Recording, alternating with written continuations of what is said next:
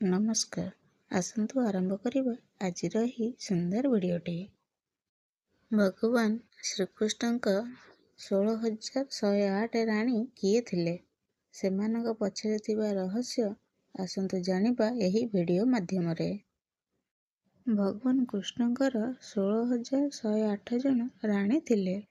ଏହି ବିବାହ ଶାରୀରିକ ନଥିଲା, ବରଂ ଭଗବାନଙ୍କ ତାଙ୍କ ଭକ୍ତମାନଙ୍କ ପ୍ରତି ଅପାର ପ୍ରେମ ଏବଂ ସୁରକ୍ଷାର ପ୍ରତୀକ ଥିଲା। ଯୋଗମାୟା ମାଧ୍ୟମରେ କୃଷ୍ଣ ବିଭିନ୍ନ ରୂପ ଧାରଣ କରିଥିଲେ। ଆସନ୍ତୁ ଜାଣିବା ଏହି ରାଣୀମାନଙ୍କ ସହିତ କୃଷ୍ଣଙ୍କ ବିବାହ ପଛରେ ଥିବା କାହାଣୀ ଏବଂ କାରଣ। ଭଗବାନ କୃଷ୍ଣଙ୍କ ଜୀବନକୁ ଏକ ଲୀଳା କୁହାଯାଏ, କାରଣ ସେ ନେଉଥିବା ପ୍ରତ୍ୟେକ ନିଷ୍ପତ୍ତି ପଛରେ ଏକ ଗଭୀର ରହସ୍ୟ ଲୁଚି ରହିଥିଲା। କୃଷ୍ଣଙ୍କ 16,108 ରାଣୀଙ୍କ ବିଷୟରେ ଶୁଣି ଲୋକମାନେ ପ୍ରାୟତଃ ଆଶ୍ଚର୍ଯ୍ୟ ହୁଅନ୍ତି, କିନ୍ତୁ ସେମାନଙ୍କ ପଛରେ ଥିବା ତ୍ୟାଗ ଏବଂ ନ୍ୟାୟର କାହାଣୀ କେହି ଜାଣନ୍ତି କି? ଆସନ୍ତୁ ଏହି ରାଣୀମାନଙ୍କ ସହ କୃଷ୍ଣଙ୍କ ବିବାହ ପଛରେ ଥିବା କାହାଣୀ ଏବଂ କାରଣ ବିଷୟରେ ଜାଣିବା। ଭଗବାନ ଶ୍ରୀକୃଷ୍ଣଙ୍କ 8 ଜଣ ମୁଖ୍ୟ ରାଣୀ ଥିଲେ। ଭଗବାନ ଶ୍ରୀକୃଷ୍ଣଙ୍କ 16,108 ଜଣ ରାଣୀଙ୍କ ମଧ୍ୟରୁ 8 ଜଣଙ୍କୁ ସବୁଠାରୁ ଗୁରୁତ୍ୱପୂର୍ଣ୍ଣ ବୋଲି ବିବେଚନା କରାଯାଏ, ଯେଉଁମାନେ ଅଷ୍ଟଭାର୍ଯ୍ୟା ଭାବରେ ଜଣାଶୁଣା।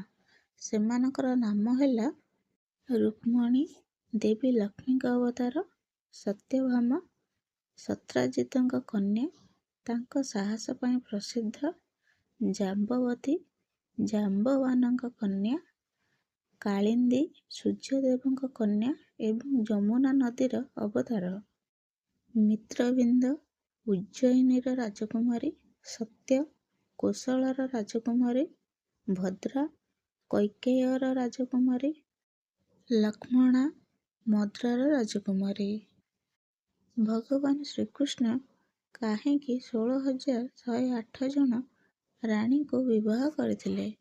ଶ୍ରୀମଦ୍ ଭଗବତ ପୁରାଣ ଅନୁସାରେ ନରକାସୁର ତାଙ୍କ ଶକ୍ତିର ଗର୍ବରେ ଦେବତା ଏବଂ ରାଜାମାନଙ୍କର 16,100 କନ୍ୟାଙ୍କୁ ବନ୍ଦୀ କରିଥିଲେ। ସେ ସେମାନଙ୍କୁ ତାଙ୍କ ପ୍ରାସାଦରେ ବନ୍ଦୀ କରି ରଖିଥିଲେ ଏବଂ ସେମାନଙ୍କ ସହିତ ଅତ୍ୟାଚାର କରୁଥିଲେ। ସତ୍ୟଭାମାଙ୍କ ସାହାଯ୍ୟରେ ଭଗବାନ ଶ୍ରୀକୃଷ୍ଣ ନରକାସୁରକୁ ବଧ କରିଥିଲେ ଏବଂ ସମସ୍ତ କନ୍ୟାମାନଙ୍କୁ ମୁକ୍ତ କରିଥିଲେ। ଯେତେବେଳେ ଏହି କନ୍ୟାମାନେ ଘରକୁ ଫେରିଲେ, ସମାଜ ସେମାନଙ୍କୁ ଗ୍ରହଣ କରିବାକୁ ମନା କରିଦେଲା, କାରଣ ସେମାନେ ଏକ ରାକ୍ଷସ ସହିତ ରହିଥିଲେ। ସେମାନଙ୍କୁ ସାମାଜିକ ସମ୍ମାନ ଏବଂ ସୁରକ୍ଷା ଦେବା ପାଇଁ ଭଗବାନ ଶ୍ରୀକୃଷ୍ଣ ସେମାନେ ସମସ୍ତଙ୍କୁ ବିବାହ କରିଥିଲେ ଏବଂ ତାଙ୍କର ରାଣୀର ମାନ୍ୟତା ଦେଇଥିଲେ। ପୁରାଣ ଅନୁସାରେ ପ୍ରଭୁ ଶ୍ରୀକୃଷ୍ଣ ତାଙ୍କର ଯୋଗମାୟା ବା ଆଧ୍ୟାତ୍ମିକ ଶକ୍ତି ମାଧ୍ୟମରେ 16,108ଟି ରୂପ ଧାରଣ କରିଥିଲେ, ଯାହାଦ୍ୱାରା ସେ ପ୍ରତ୍ୟେକ ରାଣୀଙ୍କ ସହିତ ଏକକାଳୀନ ରାଜପ୍ରାସାଦରେ ରହିପାରିବେ।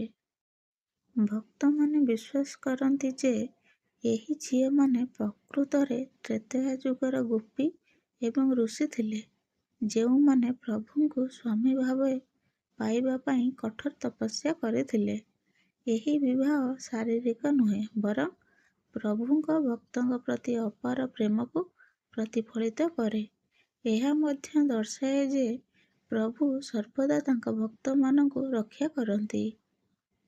ଏହି ଲେଖାରେ ଥିବା ସୂଚନା ବିଭିନ୍ନ ଉତ୍ସ, ଜ୍ୟୋତିଷ, ପଞ୍ଚ, ଧର୍ମପ୍ରଚାର, ବିଶ୍ୱାସ, ଧାର୍ମିକ ଗ୍ରନ୍ଥ ଏବଂ କିମ୍ବଦନ୍ତୀରୁ ସଂଗ୍ରହ କରାଯାଇଛି।